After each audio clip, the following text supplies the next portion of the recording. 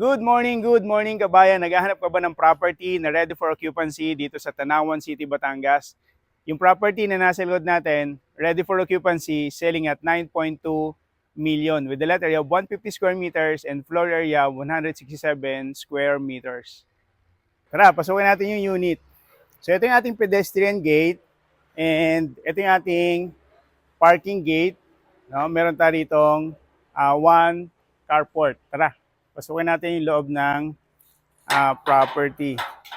Yan. So dito, meron tayong, since this is a single detached unit, no, malaki ang ating spacing on both sides. So pag sinabi kasi nating single detached, the property is constructed in the middle of the lot. So ito yung ating parking area. Yan. And dito naman yung ating service area at meron tayong pinto rito going to our kitchen. Pasukin naman natin ng loob. So sa pinto natin, this is a solid wood. Yan. And ito yung ating pinaka loob ng bahay. So simulan natin sa tiles. Meron tayong 60 by 60 tiles. Sa wall naman natin, painted na yung wall natin. Ay makita nyo, meron na rin tayong ceiling. Dito sa area na to, itong area na to, ito yung ating magiging living area. Yan, kung mapapansin nyo, malaki ating space dito para sa ating living area. And pakita ko naman sa inyo yung ating mga window. Yan, kung makikita nito, ang kagandahan pag sa mga modern design homes, yung malalaki mga glass panel natin, ang purpose kasi niyan para meron tayong natural light na pumapasok sa ating unit. Yan, meron tayong sliding door, sliding window, and meron tayong owning window. Yan, dito naman yung ating magiging dining area. And sa dining area, meron tayong access sa lanay. Ayan, meron pa rin tayo dito malaking glass door. No, yan, sliding window, sliding door na ang maganda rito ay meron siyang screen. Yan. Tara, pakita sa inyo ating kitchen. So ito yung ating actual turnover ng ating kitchen. Yung meron tayong overhead cabinet. Ayan. So kumpleto na yan. Overhead cabinet. Yan, meron tayong drawer. Okay, merong mga under cabinets. Ayan. And ito yung ating countertop. No? Meron na ring sink na kasama. Okay? And isa sa mga feature ng property na to dito sa baba, ano itong bedroom. May bedroom 1. Ay, yung bedroom 1 natin, yan. So, may kasama tayong mga elderly. Yan, pwede ito. May mga staff tayong kasama sa bahay. Or kung wala naman, pwede siyang maging guest room. And dito naman sa area, yung pintong pinakita ko sa inyo kanina.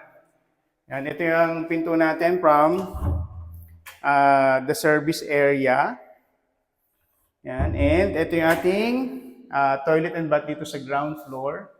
Yan, kung mapapansin nyo, ating toilet and bath, complete turnover ng ating toilet and bath, yung tiles natin from floor to ceiling. Kita naman natin yung ating second floor. So sa stairs natin, this is a concrete stairs and ito yung ating metal handrails. Yan, tara, let's go. Dito sa second floor, we have 3 bedrooms and 2 toilet and bath. So pakita namin sa inyo yung ating high ceiling dito sa stairs natin. Ayan.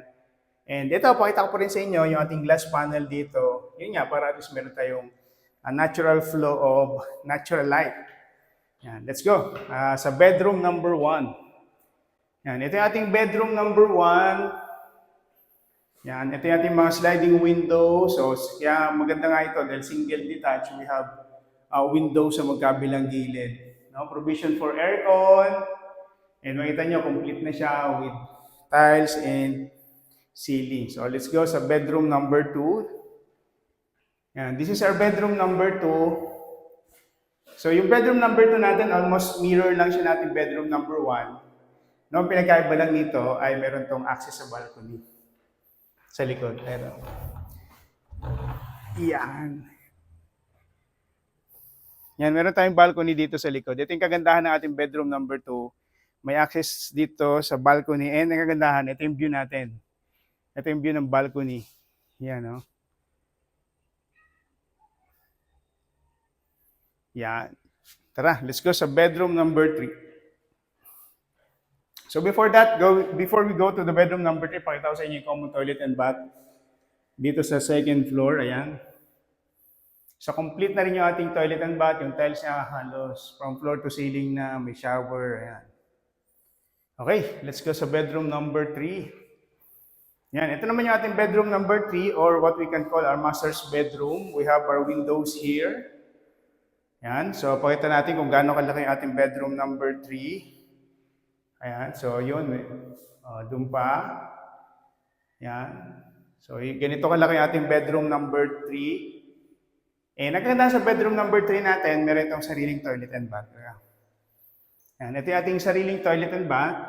Dito sa bedroom number 3. Complete na rin yung ating toilet and bath dito sa bedroom number 3. Yan. Yan ang ating toilet and bath. And let's go to our balcony. Yan, ito yung ating balcony. So meron tayong balcony sa likod, meron din tayong balcony sa harap. Ito yung sa likod natin, ito yung view natin sa likod. And ito yung view natin dito sa harap. Ito yung ating existing community dito sa Tanawan, Batangas. And if you're interested with this property, no, mag-message lang kayo sa amin para ma-assist namin kayo. And kung gusto niyo makita, just advise us a day before para may pakita namin sa inyo kung gaano kaganda yung property na binibenta namin dito. So let's do a recap. This property is selling at 9.2 million with a lot area of 150 square meters and floor area of 167 square meters. Available through cash payment or bank financing.